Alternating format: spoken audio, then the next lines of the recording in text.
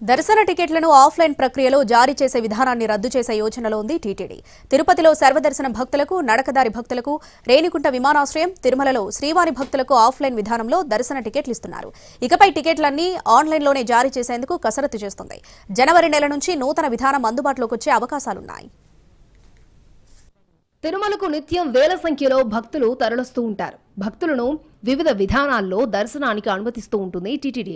సర్వదర్శనం భక్తులు నేరుగా వైకుంఠం క్యూ కాంప్లెక్స్ కి చేరుకుంటేనే దర్శనానికి అనుమతినిస్తారు. వారికి వేచి ఉండే సమయాన్ని తగ్గించడం కోసమంటూ తిరుపతిలో ఆఫ్లైన్ విధానంలో దర్శన టోకెన్లను నిత్యం జారీ చేస్తూ ఉంటుంది. శ్రీవారి మెట్టు నడగ మార్గంలో వెళ్లే భక్తుల కోసం కూడా అలిపిరి వద్దే నిత్యం 3000 దర్శన టోకెన్లను జారీ చేస్తూ ఉంటుంది టీటీడీ.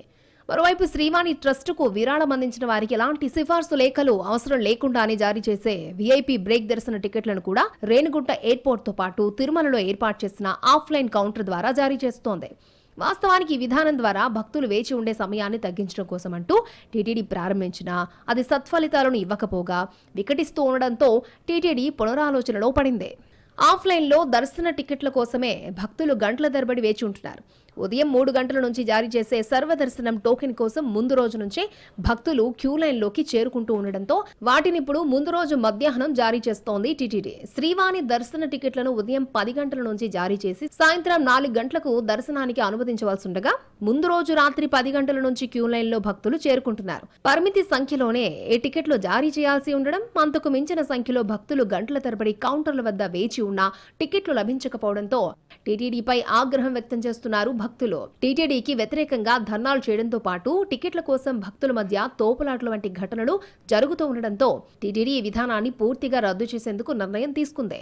ఆఫ్లైన్ కోటాను ఆన్లైన్లోకి మార్పు చేసి ప్రస్తుతం జారీ చేస్తున్న విధానంగానే ముందు రోజున భక్తులకు అందుబాటులోకి తీసుకొచ్చేందుకు ఏర్పాట్లు చేస్తోంది. జీపీఎస్ ద్వారా తిరుపతి, తిరుమల పరిధిలోనే ఈ టికెట్లు ఆన్లైన్లో అందుబాటులో ఉంచే విధంగా సాఫ్ట్వేర్లో మార్పులు చేస్తోంది టీటీడీ. దీంతో తిరుపతికి చేరుకున్న భక్తులకు మాత్రమే ఆన్లైన్ టికెట్లు అందుబాటులోకి రానున్నాయి. ఆన్లైన్లో శ్రీవారి దర్శనం టికెట్లు కొనుగోలు చేసిన భక్తులు వేచి ఉండే అవసరం లేకుండా స్వామివారిని దర్శించుకునే సౌలభ్యం లభిస్తుంది. మరోవైపు కౌంటర్ల వద్ద గంటల తరబడి వేచి ఉండాల్సిన అవసరం లేకుండా తోపులాటల వంటి ఘటనలకు ఆస్కారం ఉండదని టీటీడీ భావిస్తోంది. అన్నీ కుదిరితే జనవరి 9 నుంచి శ్రీవాణి దర్శన టికెట్లను ఆన్లైన్ విధానంలోకి మార్పు చేసి అటు తర్వాత సర్వదర్శనం టికెట్లను కూడా ఆన్లైన్లోకి మార్చేందుకు ప్రణాళికలు సిద్ధం చేస్తోంది టీటీడీ.